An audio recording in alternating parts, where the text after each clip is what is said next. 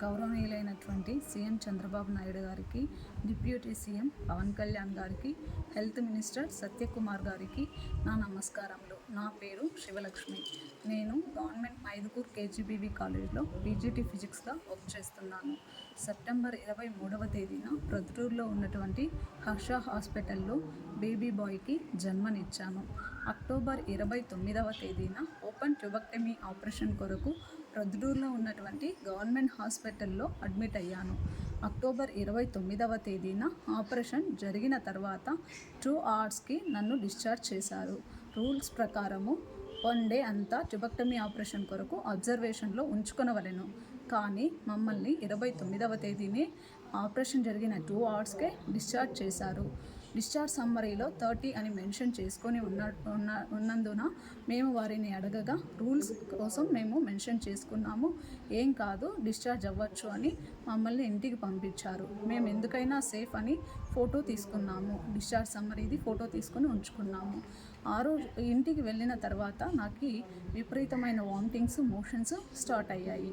దానికి భయపడి మా ఇంట్లో వాళ్ళు తిరిగి 30వ తేదీన మళ్ళీ గవర్నమెంట్ హాస్పిటల్కి తీసుకొని వచ్చి నాకు ఆపరేషన్ చేసినటువంటి డాక్టర్ ఇళయరాణి గారికి చూపించగా ఆమె ఏం ప్రాబ్లం లేదు, గ్యాస్ ట్రబుల్ అని చెప్పగా మా బలవంతం మేరకు ఎక్స్రే తీపిచ్చారు.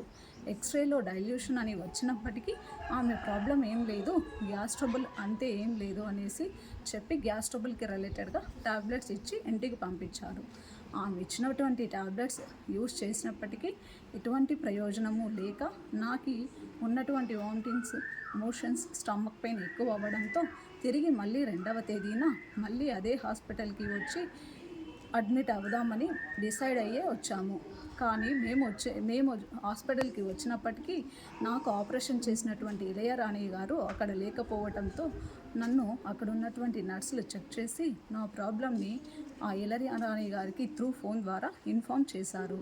ఇన్ఫామ్ చేసినప్పటికీ ఇళయరాణి గారు గవర్నమెంట్ హాస్పిటల్లో ఉన్నటువంటి స్కానింగ్ సెంటర్ని రెఫర్ చేయకుండా బయట ఉన్నటువంటి తన భర్త అయినటువంటి రవికుమార్ గారు మెయింటైన్ చేస్తున్న బృందా స్కానింగ్ సెంటర్ని రెఫర్ చేయగా మేము బృందా స్కానింగ్ సెంటర్కి వెళ్ళి స్టమక్కి స్కానింగ్ తీపించుకునగా ఆయన నా స్టమక్లో ఉన్న ప్రాబ్లమ్ని ఎక్స్ప్లెయిన్ చేయకుండా దాన్ని హైడ్ చేసి వాళ్ళ వైఫ్కి ఫేవర్గా రిపోర్ట్స్ని ఇచ్చి పంపించారు.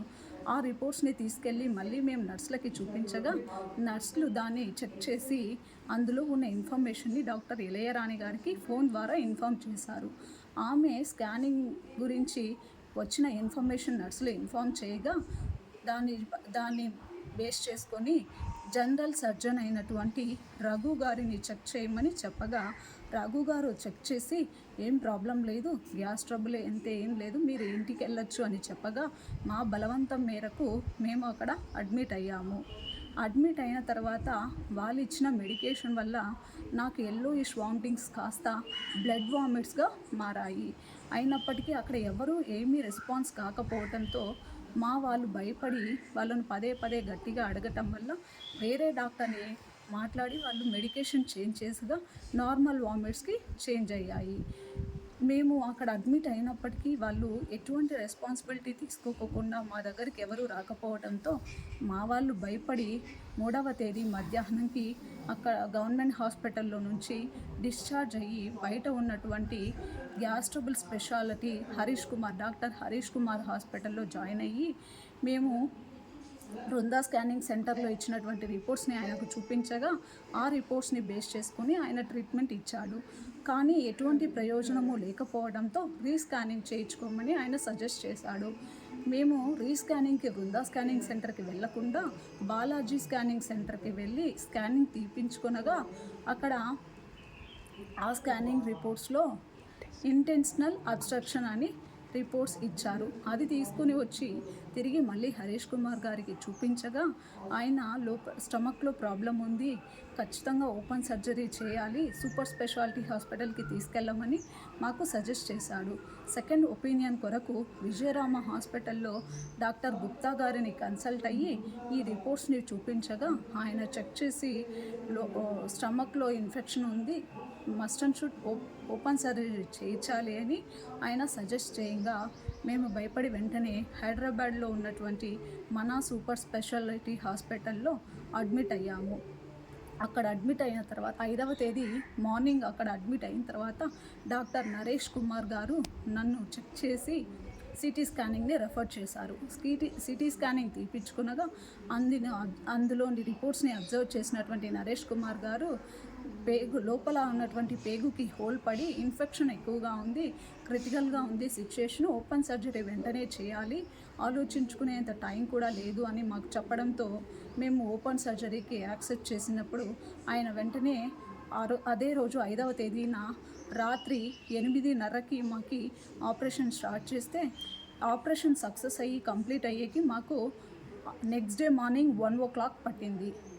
ఆపరేషన్ జరిగిన తర్వాత కూడా మళ్ళీ వితిన్ 1.5 డేకి నాకు ఇన్ఫెక్షన్ ఎక్కువ అవ్వటంతో మళ్ళీ వేసినటువంటి స్టిచ్చెస్ని ఓపెన్ చేసి నాకు డ్రెస్సింగ్ చేసి ఆయన నియర్లీ 1 వీక్ వరకు డ్రెస్సింగ్ చేసి ఇన్ఫెక్షన్ని క్లియర్ చేసి మళ్ళీ మాకు వాక్యూమ్ని పెట్టారు. 2 వీక్స్ వరకు స్కిన్ అంతా దగ్గరకు వచ్చే పర్పస్ కోసము ఆయన వాక్యూమ్ని 2 వీక్స్ వరకు కంటిన్యూ చేయమని చెప్పారు. ఇంత నియర్లీ మేము 40 డేస్ వరకు హాస్పిటల్లో అడ్మిట్ అయ్యి చాలా సఫర్ అయ్యాము. ఇది అంతా జరగడానికి కారణం ఎవరంటే ఈ వైద్యం చేసినటువంటి డాక్టర్ ఇళయరాణి గారు. ప్రాబ్లం తెలిసినప్పటికీ దాన్ని దాచినటువంటి డాక్టర్ వాళ్ళ ఇళయరాణి గారి భర్త అయినటువంటి రవికుమార్ గారు. జనరల్ సర్జన్ అయినప్పటికీ మినిమం కామన్ సెన్స్ లేకోకుండా, మినిమం నాలెడ్జ్ లేకోకుండా ఏం ప్రాబ్లం లేదు, గ్యాస్ ట్రబుల్ వల్లే ఈ ప్రాబ్లం, ఎటువంటి ప్రాబ్లం లేదని చెప్పినటువంటి రఘు గారి మీద తగిన చర్యలు తీసుకోవాలని నేను కోరుచున్నాను. వేరే ఏ డిపార్ట్మెంట్లో ఏం ప్రాబ్లం జరిగినా కూడా పెద్దగా ప్రాబ్లం ఏముండదు. మహా అంటే ఫైనాన్షియల్గా స్ట్రగుల్ అవుతారు. కానీ మెడికల్ డిపార్ట్మెంట్లో వాళ్ళు చేసినటువంటి నెగ్లిజెన్సీ వల్ల